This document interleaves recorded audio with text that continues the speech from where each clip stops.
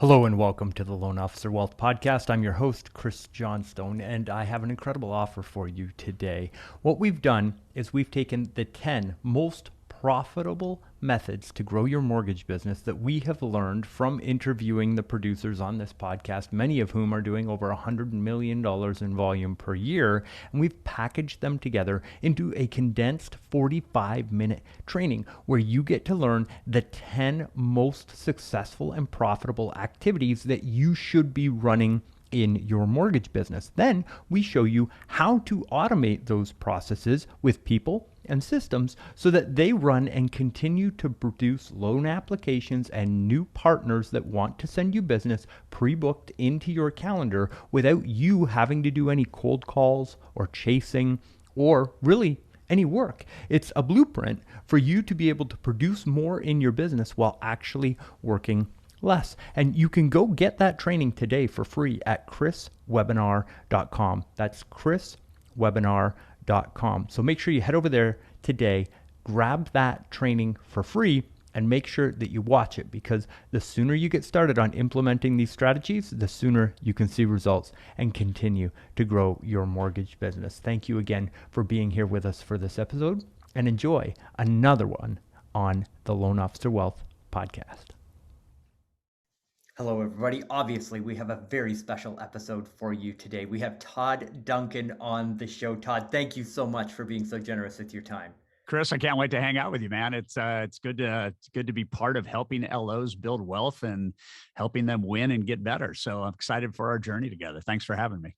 Awesome.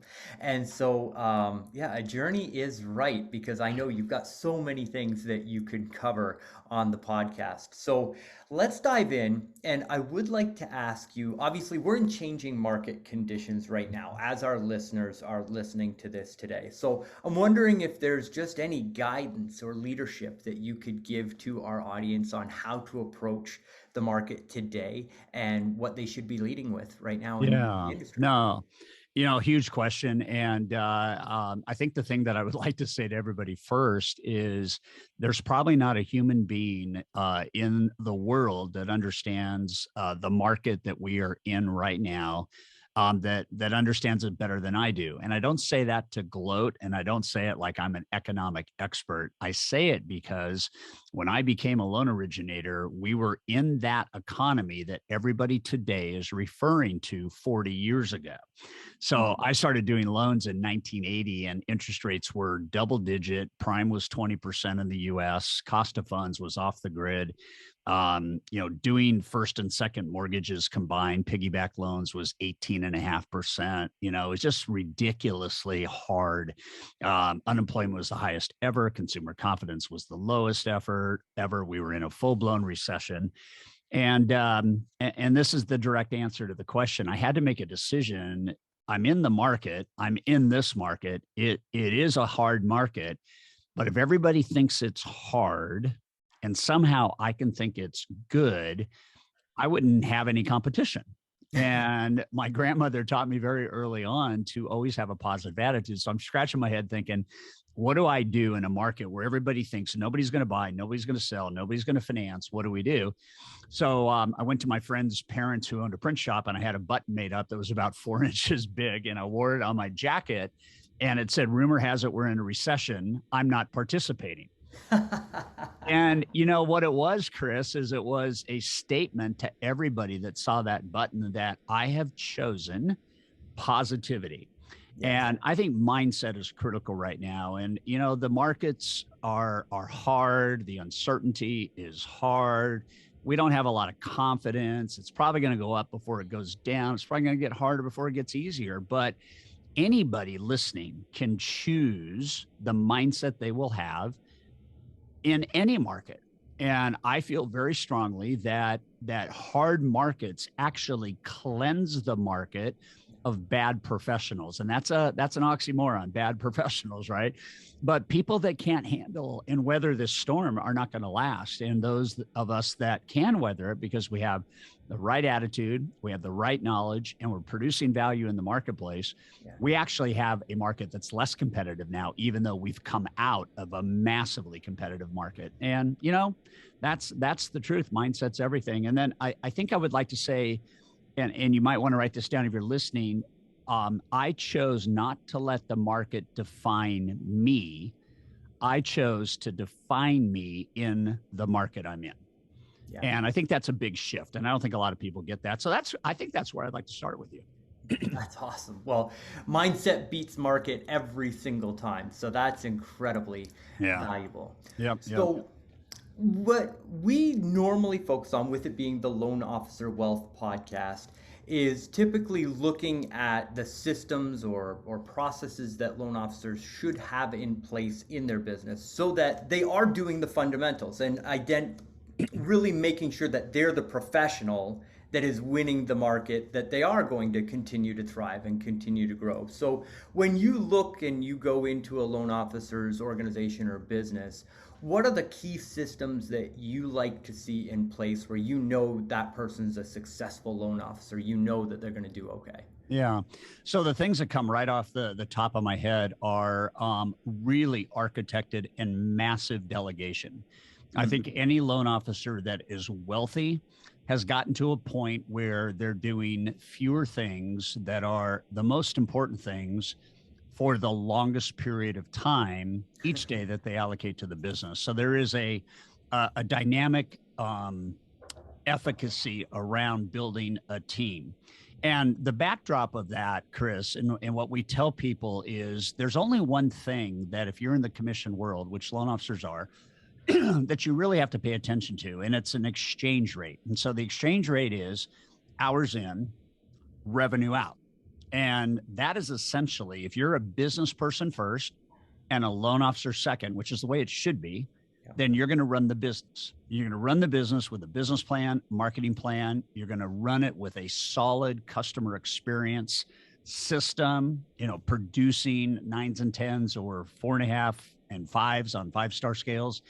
And you're going to have a consultant-based business. You're going to meet with borrowers and people that need financing, and you're going to have a consultative practice around building wealth for your borrowers through real estate loans and managing those loans. So when we look at revenue in or revenue out and labor in, what we're looking for is what do you build your cash flow on? And there's two things that I would say specifically to anybody listening to this is, one, the faster you get away from low dollar productivity activities, the more time you will have for the activities that really produce revenue. And that's an age-old, suggestion, if you will, but people don't get it until they really start to analyze, where's my time going? And I mean, really, I spend 2.5 hours today on email. If I make $4,000 an hour, because it takes me an hour to convert and get trust and get a loan packaged, and then the team takes over. If I make $4,000 an hour and I just spend 2.5 hours on email, maybe I could have an assistant for like $1,000 a day. It gets down to what are you actually doing? And the irony is that people don't think of business necessarily when they're loan officers. And I'll give you an example. It's like people complain about how inundated they are with communication and email. And it's like I look at people and I say, do you know the more email you send, the more you will get? And it's like this self-fulfilling prophecy. You don't like being involved in email. 8 out of every 10 emails are just info emails or, reply to all. And you're sitting here giving 2 hours of your life, labor in, to something that doesn't produce revenue out. And so what we do in our coaching company is we measure your hourly rate every 2 weeks because we want to see that trend line go up and up and up and up. And it's not uncommon for loan officers to get into coaching to start somewhere around, I think the lowest we've ever seen, if you can imagine this, $19 an hour. I think the highest we've seen coming into coaching has been about $350 an hour. Wow. We'll 10x your hourly rate within 12 months of coaching. You can go from $300 an hour to $3,000 an hour, or $19 an hour to $1,900 an hour in 12 months, because all we're doing is paring back and getting rid of everything that is non-essential to revenue generation. It still has to happen, but you're Absolutely. not the guy or you're not the gal that has to do it. So I see that as being really, really important. And then right behind that, Chris, is operational brilliance. I mean, it is setting the systems in place, set it and forget it, and be one and done. And if you can create massive trust with borrowers and referral partners, and all you do is facilitate the conversation with people that are going to use your products and services, and you do that for 6 or 7 hours a day, you'll make over $1 million a year in commissions as a loan officer. Absolutely. Regardless of what the market is Right. doing. Regardless, 100%. Now, Todd, you mentioned your coaching program, and just very quickly, where do people go to get more information about that? Yeah, well, I think just come to toddduncan.com. And, the coolest thing, Chris, is you can literally look at our resources and services, and you can sign up and just have a 30 to 40-minute consultation with one of our coaches and see if it's right for you. And what we do is we have two different levels. We have a kind of an entry level. It's called the producer level. It's $700 a month. And you get to talk to our coaches every 2 weeks. You have one assigned coach for the year. We do a 4-hour onboarding with you and make sure we know your business plan, your vision, your goals, things you want to achieve. And then if you're a team lead and you have other people on your team, assistants or other LOs reporting to you, then we have a master level program that's about $1,100 a month. And again, our commitment is to make that money back times 10x within 90 days of starting and coaching. And yeah, so just check it out. And the whole reason I created the coaching company was I didn't wake up one day and say, I want to have a coaching company. It was like, I felt this moral and ethical responsibility that when people came out of a learning moment with us, that they would have a track that they could run on if they so choose. And so we launched the coaching company about 5 years ago, and the results are just phenomenal. It's beautiful. It feels good to watch people's lives get better, health, money, wealth, relationships, because they've tamed the business. That's fantastic. Yeah. So you mentioned when you come in, there are important things and important tasks that you like to see loan officers focused on that get them out of the minutia of the $15 an hour work and really take them up to that next level. So what would you say are the most important things that you see loan officers getting sucked into those time sucks, and the things that they should look at delegating right away if they haven't already done that in the business? I think the first thing I want to say is most people have to get over initially the self-proclaimed idea that they are a control freak. And so the biggest excuse that we hear from people is, if I want it done right, I got to do it myself. And that's flawed thinking. The people that say that have not adequately either hired or trained or both somebody on their team to do that. And so I think that people need to understand, if you ever want to get to a point where you're making more residual income than you are earned income, the difference is residual income is people doing work for you. Earned income is the work you do for yourself. And so obviously we want to get away from 100% of the revenue I make is based on my own labor.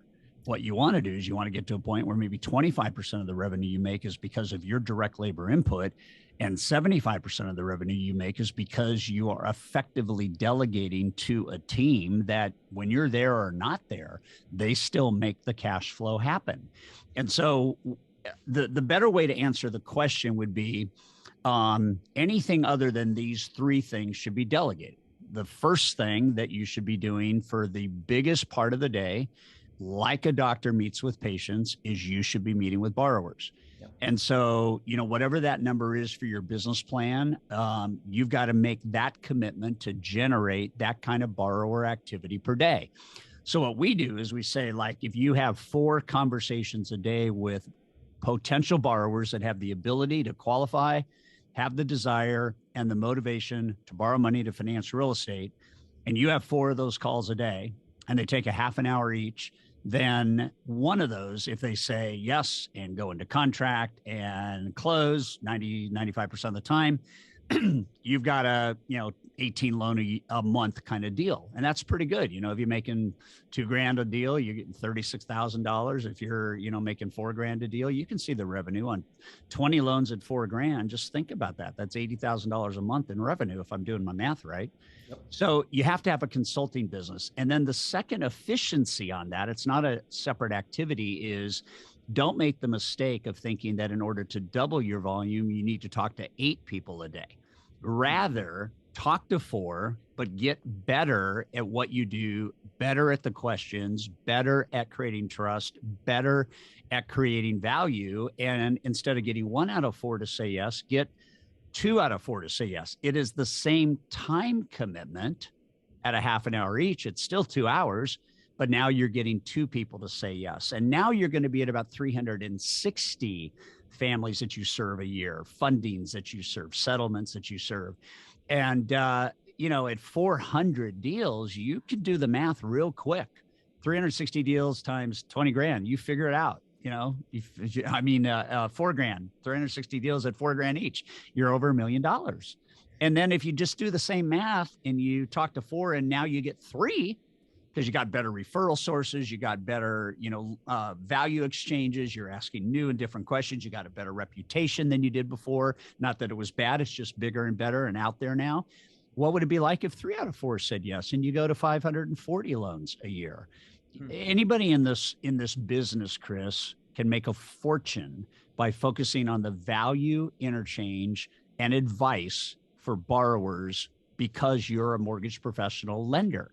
The second thing you should do is you should every day spend, I don't know, a half an hour to an hour just checking in with 3 to 4 partners. Who are the people that refer business to you? Who are the people that you need to nurture? What do the business reviews look like if you're working with a real estate professional or a developer, a builder, or even somebody in the financial market, an insurance professional or a wealth manager, whatever it is? Connect with the people that you are going to rely on to give you a constant flow of referrals. And so that'd be the second thing. And the third thing is I would oversee operational efficiency. I would probably allocate a half an hour a day. Maybe it's a 15-minute huddle in the morning with your team. Maybe it's a 15-minute huddle at the end of the day. But every day I want to be part of the customer experience and I want to be the cheerleader. I want to encourage my team to crush it with our customers, because then we unleash the referral universe, which we have patented as the circle of cash flow. And once you blow the mind of a customer, you need to activate them in the new world of mortgage lending and this new economy that we're in. You need to activate them to be on your sales force. And if you've got 1,000 borrowers that you've helped finance real estate, you should have 1,000 people out there singing your praises and recruiting more borrowers for you. And then you really make money. The top mortgage professional that we coach right now is a branch manager, makes $6 million a year in commissions. We have a group of 33 loan officers that I personally coach. Last year, 33 loan officers made $91 million in commissions. And that's what's at stake for everybody listening to this podcast, $2 million a year or more by doing these things that Chris, you and I are talking about. That is incredible, Todd. And you see it in the mortgage industry all of the time. It's about systems and processes. Right. So for the loan officer who's out there thinking, okay, I'm doing my 10 loans a month, right? And I really want to get to that next level, but I'm feeling overwhelmed. I don't know what to do first. Is there a first action step that you normally see people at that level needing to take in order to really start the ball rolling and get momentum? Yeah. Somewhere between 7 and 10 loans a month is where the efficiency stress starts to occur. And most people run into what we call the ceiling of complexity, which is meaning somewhere there, it's like very, very self-evident that if I want to scale, and I don't want to scale by adding hours to an already incredibly busy work week, I've got to start offloading some of these things. And so one of the pieces of advice, and it's hard to hear the first time, but it makes all the sense in the world when you understand it. We tell people to hire capacity in advance of demand as a strategy for creating demand. Let me explain that. If you are slammed to the gills, you are going to automatically stop bringing in business. Yeah. Why? Because you can't handle anymore, because you got to close what you got. And you end up running into these cycles where you have a good settlement month, good funding month, and then one that's not so good. And then you build the pipeline back up, and you do that for a whole year. You end up working for 12 months, but you're only productive for 6. So instead we say, what would it be like, if you were to allocate one half of one loan commission per month to have somebody on your team that can take these things off your plate? When capacity is there, but there's no volume, I got money in, I got skin in the game, and now I got to go bring in more volume. But if I don't have that and I've got to do everything, it's not sustainable. So we always tell people that. And we coach that $91 million group to be one or two bodies heavy all the time. Yeah. More than you need, one or two bodies more than you need. Start with one, get two, because you really want to scale and then stair step it. You got to have people on your team that you can delegate to. And this is never going to change. The idea of simplifying to amplify your revenue and your volume, you got to own the idea that if you're doing it all, you're never going to go anywhere. Yeah. Never going to go anywhere except where you are. And you're going to get stuck there because there's only so much you can do. Absolutely. Yeah, and then let people train people, overtrain them so you have confidence in them so you don't swoop in and overmanage. People do not like to be micromanaged. They like to be empowered, but you can't empower people if you haven't trained them the right way. Yeah, that is so true. Right. Now, where do you see, from a growth perspective, what does an ideal team look like to you? Like how many for let's say we go from 10 loans a month to 20 loans a month, just in a hypothetical situation. What does that team look like? How many business development reps do you have? How many processors do you have? What does that business structure look like? Yeah. So part of the answer depends on the technology a company has or doesn't have. So I can't get into that because everybody's a little bit different. Yeah. But I can tell you that, for our vantage point, $100 million producer would have him or herself, would have an executive assistant that would be 100% admin, managing your calendar, managing your time, giving you freedom, all those kinds of things. You would have a transaction coordinator that would interact with processing because you need to stay out of the weeds and let people that know transaction management interact with the borrower and get everything that might be needed, make sure the technology's working, blah, blah, blah, blah, blah. And then you would probably have, for 20 loans a month, you could overpay and have a dedicated processor. That's not a very, very hard job at 20 loans a month, especially with automation. And then you would want a client concierge, and the client concierge would be the person that takes over and helps you manage the database for all borrowers who have closed loans. And then once you have all that done, so you, an executive assistant, a transaction coordinator, a processor, and then a client concierge, the next piece you would add would be the production partner. And the production partner would be your junior. Maybe they're 5 years, 10 years, 15 years younger than you. You're going to build a practice. This could be a succession plan. It could just be that while you're not there, you want somebody that can be your production partner. And while you are there, they can still help you hunt and go get business. And the business they help support that you bring in, they get a different commission. The business they self-gen, they get a higher commission. And having somebody that's a production partner is it's a very, very smart move. I've got one guy right now I coach. He made 3.8 million last year. He's got 3 pods in his business.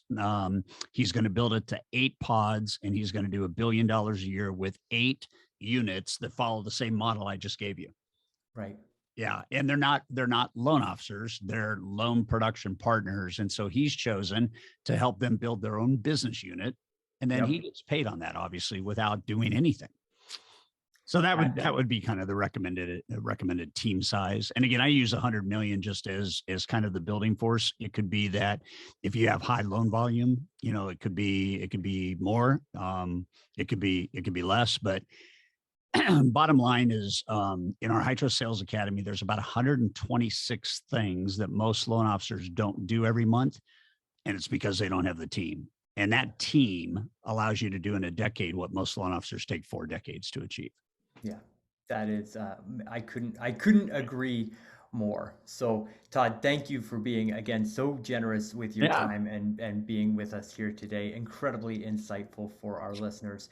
And for everybody listening, we're going to have all of Todd's information as well as a free giveaway in the show notes today. Todd, could you tell us just a little bit about what you brought for the listeners today? Yeah. So we're celebrating the 20th anniversary of High Trust Selling, which is one of my 3 New York Times best-selling books. And I'm very, very proud that this book is still in print and still being purchased every month. Most business books don't make it past 3 years before they're out of print. So we're grateful for that. And I think the reason why it is still doing well is because the laws work. They were written with the idea that if I were to die the day after the book was published, the laws would last for at least 100 years. And so even though we're 20 years past the day it was published, every single law is so relevant today. And so we're going to allow your tribe to just download for free 2 different documents. One is called the High Trust Interview, which is the holy grail of the high trust system. About 95% of loan officers don't do it. And those that do convert at about 78%, leads to deals, and about 95% deals to funding. So that's one. And then we actually innovated the High Trust Interview to go a little bit deeper. And we have a 16-page white paper that is called Talk Less, Sell More. And it's a complete playbook for changing the dynamic of how you interact with potential borrowers. And what's really amazing is we have data now that shows we're shaving off an average of 17 minutes in a lender borrower conversation before they say yes. Imagine Wow. what you could do if you get somebody in 17 minutes. The fastest has been 4.5 minutes. One question, 4.5 minutes. Let's do it. Let's go and let's do the deal. So download that too, and you'll have a lot of fun with it. Other than that, man, just hang out. I'm at Todd Duncan Official on every social channel, and just hang out and follow us and let us impact your life and help you make a difference. It's been good hanging with you, Chris. Thank you for the chance today. Likewise, thank you for being here. All right. Hey, it's Chris. Thank you so much for listening, and I hope that you enjoyed our guest today on the podcast. This is a reminder that we have just finished taking the greatest lessons from all of our guests and packaging them together into a brief online video presentation that's going to teach you the 10 most profitable ways to grow your mortgage business. And then we show you how to automate those processes in your business with people and systems so that you get the results without you having to do the work every day. This is quite literally a blueprint so that you walk into your mortgage business every day with pre-booked appointments with borrowers that want to meet with you and referral partners that want to send you business, so that you are spending your time inside your mortgage business on the highest dollar per hour activities, and you truly become the executive of your business, a true business owner, rather than just somebody who's going to a job every day and making a wage on the way through.